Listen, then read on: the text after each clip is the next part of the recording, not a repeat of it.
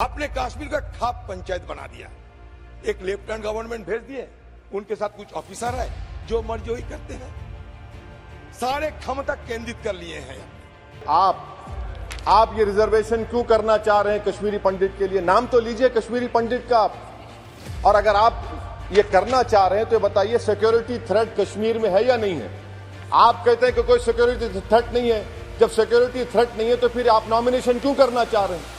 1990 में कश्मीरी पंडितों का पलायन हो रहा था, तब विश्वनाथ प्रताप सिंह की सरकार थी केंद्र में, जो आपके समर्थन से चल रही थी। आपने समर्थन वापस क्यों नहीं लिया? असलियत यह है कि उस सरकार में गृह मंत्री मुफ्ती मोहम्मद सईद थे, जिनको आपने मुख्यमंत्री बनाया। कश्मीर का हिस्सा पाकिस्तान कर बैठा है, वहां से विस्थापित लोगों में से एक व्यक्ति को नॉमिनेट करना पड़ेगा, ये इसका हक। अब इसमें क्या है, पहले भी मिलता था ना, पहले नहीं मिलता। पहले सिर्फ जरूरत लगे तो प्रतिनिधित्व न हो तो महिलाओं को 2 सीट दी जाती। हमने 3 सीटें और अपॉइंट करने की डिलिमिटेशन कमीशन की जो सिफारिश है उसको बिल में परिवर्तित कर कानूनी जामा पहनाकर आज मैं इस महान सदन के सामने उपस्थित हुआ हूं।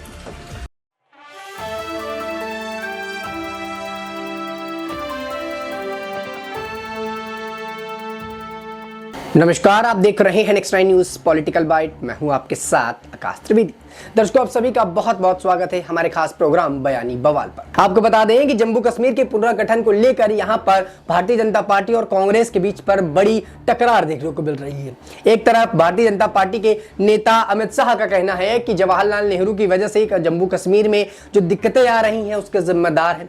वहीं अधीर रंजन चौधरी यहां पर भारतीय जनता पार्टी के नेताओं पर जमकर हमला बोलते हुए नजर आ रहे हैं। उनका कहना है कि इतने सालों में अगर जवाहरलाल नेहरू नहीं कुछ कर पाए तो आपने कौन सा कुछ कर लिया। आपने जम्मू कश्मीर में केवल अपना वर्चस्व बनाने के लिए 370 को हटाया, बाकी आपको इस पूरे मुद्दे से कोई मतलब नहीं था।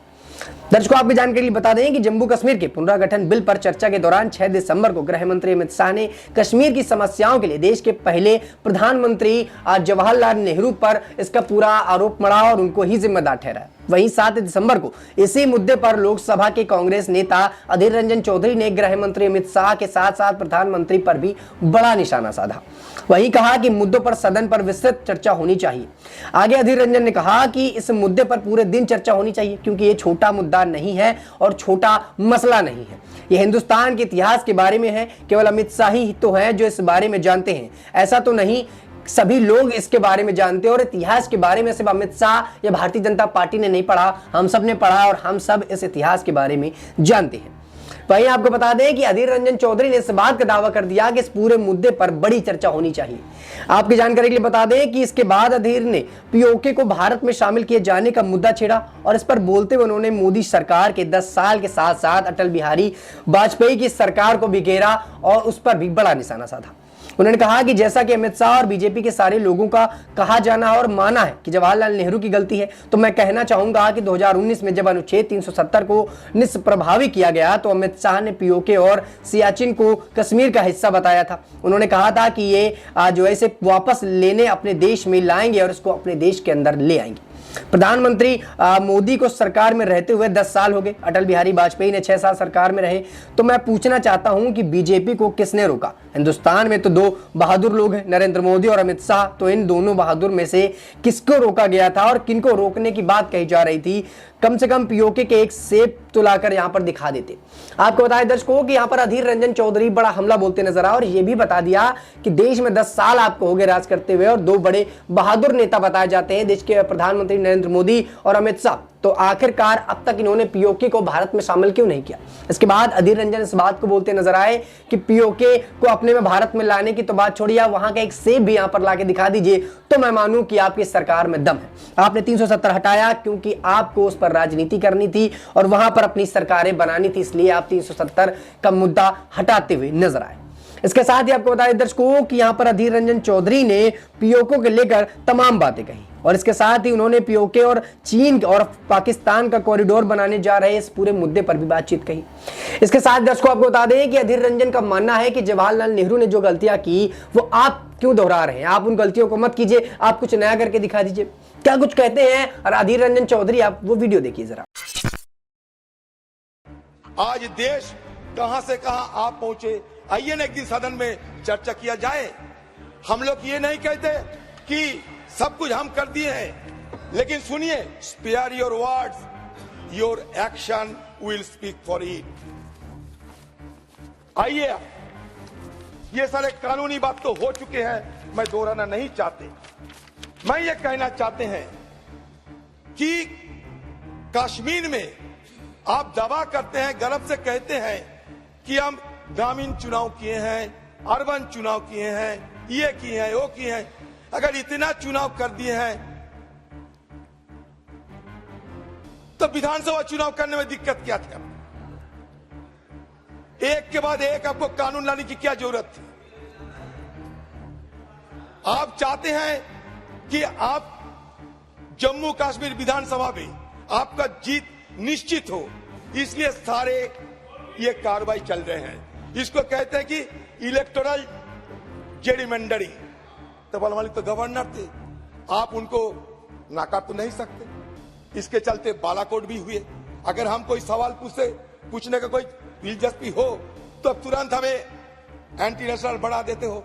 लेकिन देखिए, जो जगजाहिर होते हैं उस बारे में तो चर्चा होगी। 1971 में इंदिरा गांधी जी की अगुवाई में हमारे जहांबाज फौजों ने पाकिस्तान को हराया था, बांग्लादेश को गठित करने में मदद की थी। 93,000 पाकिस्तानी फौजों को हिरासत में लिया था। उसके बाद शिमला एग्रीमेंट हुई, सब जग जाहिर है। लेकिन बालाकोट के बारे में अगर कुछ पूछा जाए तुरंत हम एंटी नेशनल बन जाते हैं। अरे हमारा जहांबाज फौजों पे पूरा भरोसा है, और वो बालाकोट की चलते उस समय हमारे एयरक्राफ्ट, हमारे हेलीकॉप्टर, उसके साथ हमारे ऑफिसर, उनको भी शहादत लेने पड़ी। ये सब तो जग जाहिर है। तो सवाल अगर किया जाए, जानने की अगर कोई दिलचस्पी रहे तो गलत नहीं है। आप बताइए कि सत्यपाल एकदम रिसेंट राजौरी एनकाउंटर बताइए, अनंतनाग एनकाउंटर हुआ या नहीं, Kulgam terror attack, Rajouri attack, पूंछ अटैक। हाँ, घाटी में जरूर कमियां आए हैं, लेकिन पीर पंजल की पार, चेनाब वैली, जम्मू रीजन आप तक तो शांत थे। अभी हुआ कि इस तरह की घटना घट रही है। आपने तो वादा किया था टेररिस्ट खत्म हो जाएगी, विकास होते रहेंगे, लेकिन ये क्यों हो रहे हैं? ये सवाल पूछना कोई अन्याय तो नहीं है। हम ये सवाल पूछते हैं, आपने वादा किया था कश्मीरी पंडितों के बारे में। देखिए, हमारे खिलाफ एक इल्जाम लगते हैं कि हमारे लिए कश्मीरी पंडित को घाटी छोड़ने को मजबूर होने पड़ी। अच्छा, ये तो आपको जानकारी जरूर होंगे कि वीपी सिंह की जमाने में आपकी समर्थन से वीपी सिंह सरकार बनाई थी। उस समय क्या ये मतलब कश्मीरी माइग्रेंट के पलायन नहीं होते थे? बताइए तो आप क्यों सारे इल्जाम हम पे लगाते हैं?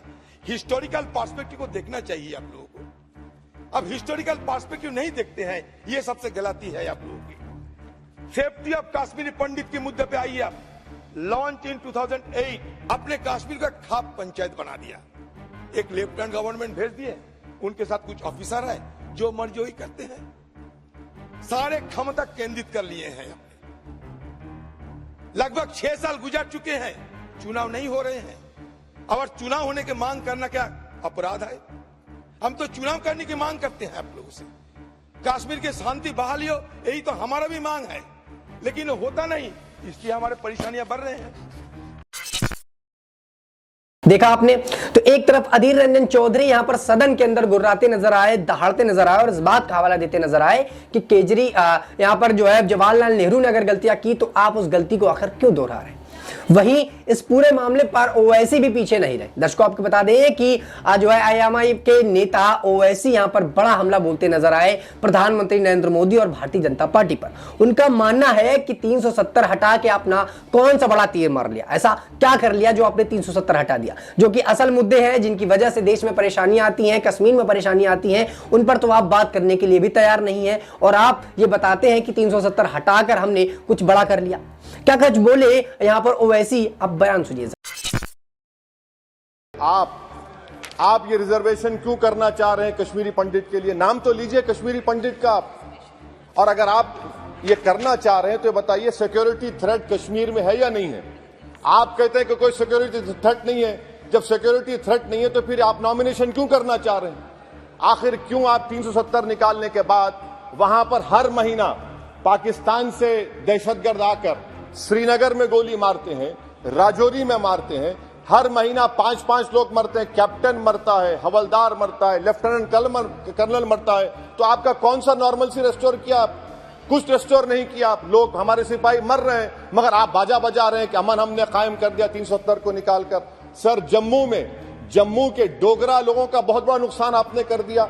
112 राइस मिल थे, अब सिर्फ 6 राइस मिल बचे हुए हैं। बताइए आपने कौन सा बड़ा तीर मार दिया 370 निकालकर? पूरा पंजाब से लोग आकर जम्मू को टेक ओवर कर रहे हैं, वहां का पॉलिटिकल इक्विलिब्रियम आपने डिस्टर्ब करके रख दिया। चेंबर ऑफ कॉमर्स के रोज लोग रहे, सेक्रेटेरिएट आप मुंतकिल करते थे अभी विंटर में, पूरा जम्मू की इंडस्ट्री को आपने बर्बाद कर दिया, पूरे होटल खाली हैं।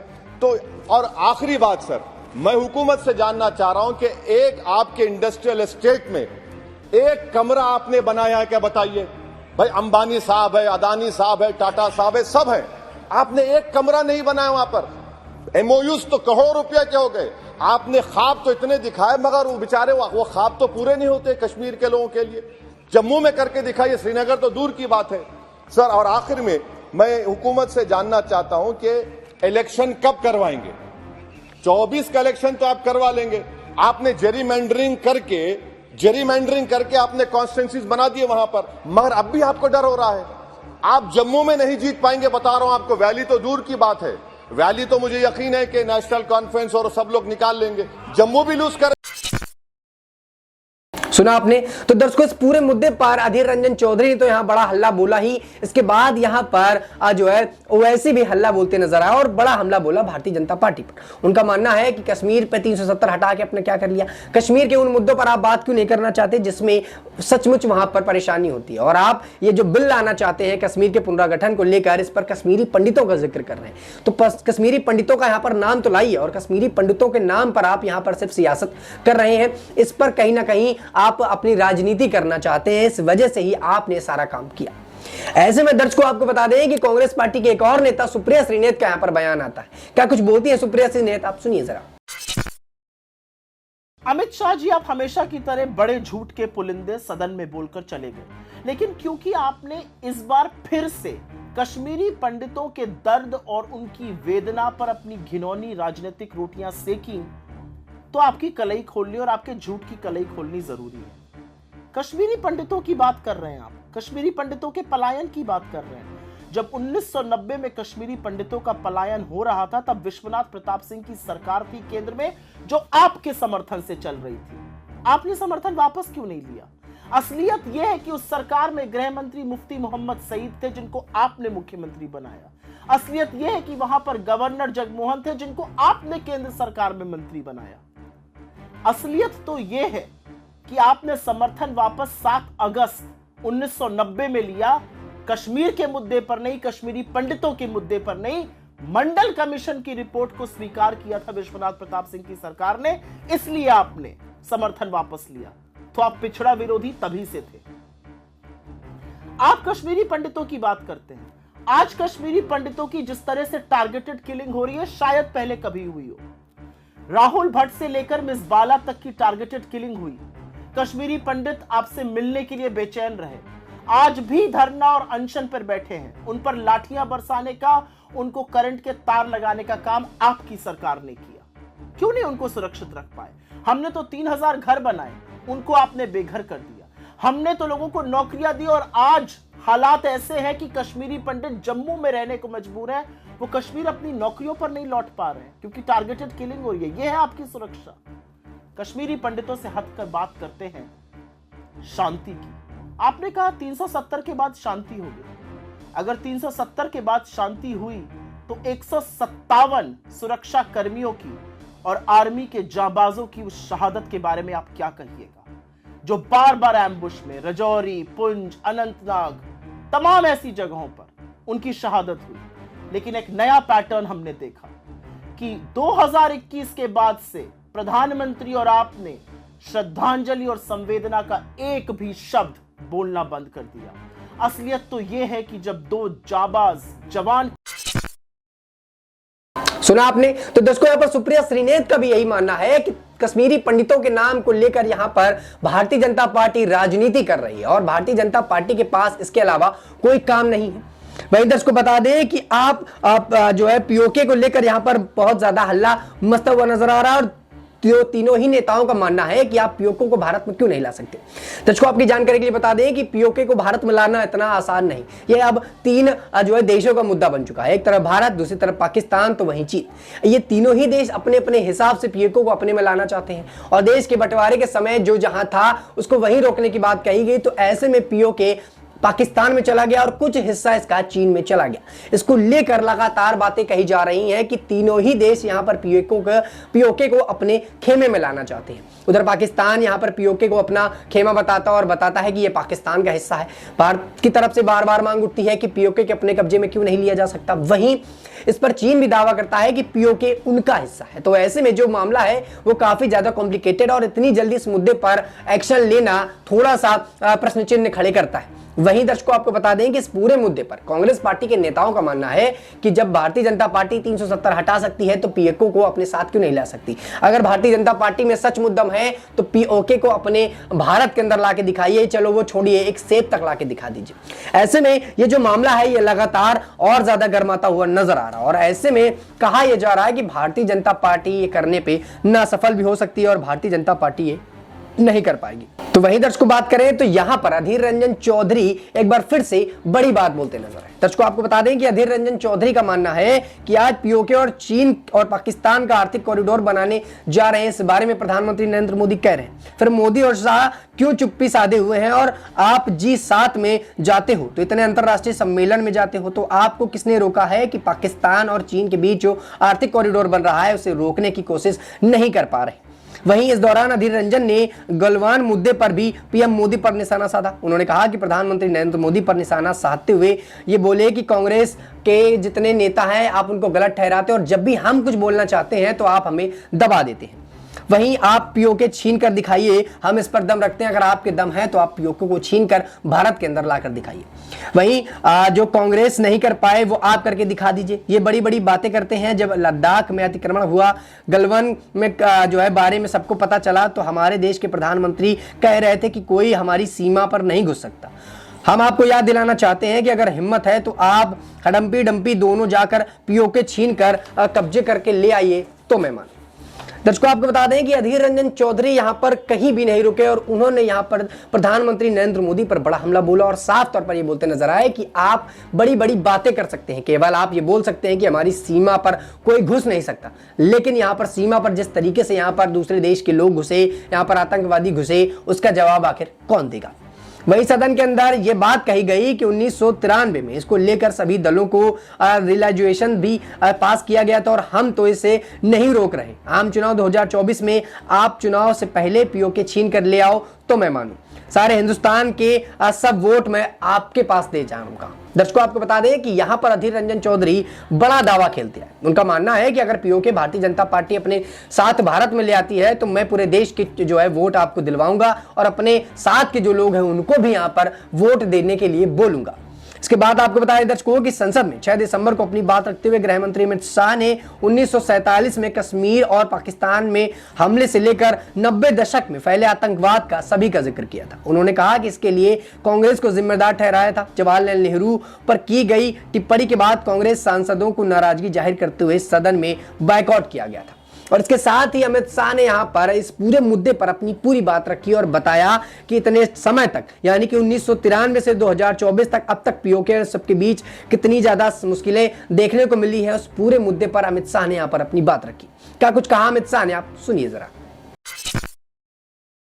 नामांकन की जा सके और एक सीट अनधिकृत ऑक्यूपेशन जो हमारे कश्मीर का हिस्सा पाकिस्तान कर बैठा है वहां से विस्थापित लोगों में से एक व्यक्ति को नॉमिनेट करना पड़ेगा। ये इसका हक। अब इसमें क्या है, पहले भी मिलता था ना, पहले नहीं मिलता था। पहले सिर्फ जरूरत लगे तो प्रतिनिधित्व न हो तो महिलाओं को 2 सीट दी जाती। हमने 3 सीटें और अपॉइंट करने की डिलिमिटेशन कमीशन की जो सिफारिश है उसको बिल में परिवर्तन कर कानूनी जामा पहनाकर आज मैं इस महान सदन के सामने उपस्थित हुआ हूं। मान्यवर, इसमें से 2 सीटें कश्मीरी विस्थापितों के लिए होगी जो घाटी से विस्थापित हुए हैं, और 1 सीट पाक ऑक्यूपाई जम्मू कश्मीर के विस्थापित व्यक्तियों के लिए नामित की जाएगी। इसमें से 1 महिला होना जरूरी है। इस प्रकार का एक कानूनी सुधार लेकर आज मैं यहां पर हुआ। डिलिमिटेशन कमीशन के इतिहास में पहली बार 9 सीटें शेड्यूल्ड ट्राइब के लिए आरक्षित की गई है और एसटी के लिए 9 सीटें और अनुसूचित जाति और जनजाति के लिए 20 सीटों का आरक्षण की व्यवस्था करें। नई जो स्कीम बनी है उसमें जम्मू में पहले 37 सीटें थी, 37 सीटें थी। ये भी न्याय का सवाल है। जम्मू में पहले 37 सीटें थी, अब 43 हुई है, 43 हुई है। कश्मीर में पहले 46 थी, अब 47 हुई है। और पाक ऑक्यूपाई कश्मीर की 24 सीटें, क्योंकि वो हमारा है, हमने रिजर्व रखी है मान्यवर, 24 सीटों को। इस तरह से पहले 107 सीटें जम्मू कश्मीर विधानसभा में थी, अब 114 सीटें हुई है। पहले 2 नॉमिनेटेड मेंबर हुआ करते थे, अब 5 नॉमिनेटेड मेंबर मान्यवर इसमें होंगे।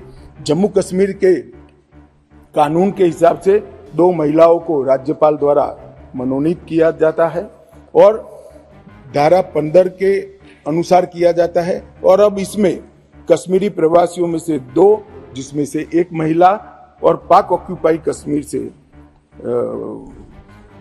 1 नामांकन किया जाएगा। मान्यवर, ये इसलिए संभव हुआ है कि 5 और 6 अगस्त को ऐतिहासिक बिल नरेंद्र भाई ने कैबिनेट में पारित किया और इस सदन ने इसको परमिशन दी, इसको मान्यता दी और धारा 370 चली गई। इसी का हिस्सा था ये। सुना आपने। तो दर्शकों, इस तरफ अमित शाह पूरे मुद्दे पर बात रखते नजर आए तो वहीं अधीर रंजन चौधरी, ओवैसी और यहां पर कांग्रेस की नेता सुप्रिया श्रीनेत बड़ा हमला बोलती नजर आई। कांग्रेस पार्टी का साफ तौर पर कहना है कि भारतीय जनता पार्टी अगर पीओके को अपने साथ ले आती है भारत में तो हम इनको वोट दिलाएंगे और पूरे देश का वोट इनके खेमे में जा सकता है। दर्शकों, अब देखना यह होगा कि जिस प्रकार से पीओके का मुद्दा एक बार फिर से उठा, 370 के मुद्दे पर यहां पर राजनीति गरमाई, ओवैसी यहां पर 370 के मुद्दे पर भारतीय जनता पार्टी पर हमला बोलते नजर आया और यह बताया कि आपने 370 हटा के ऐसा कौन सा तीर मार लिया। तो अब देखना यह होगा कि भारतीय जनता पार्टी क्या अब पीओके के मुद्दे को लेकर सीरियस होती है और क्या 2024 के चुनाव से पहले पीओके भारत का हिस्सा होगा या फिर नहीं। इस पूरे मुद्दे पर आप अपनी क्या राय रखते हैं नीचे कमेंट बॉक्स में जरूर बताइएगा। फिलहाल के लिए इतना ही। देश दुनिया की तमाम खबरों से जुड़े रहने के लिए आप देखते रहिए नेक्स्ट 9 न्यूज़ पॉलिटिकल बाइट।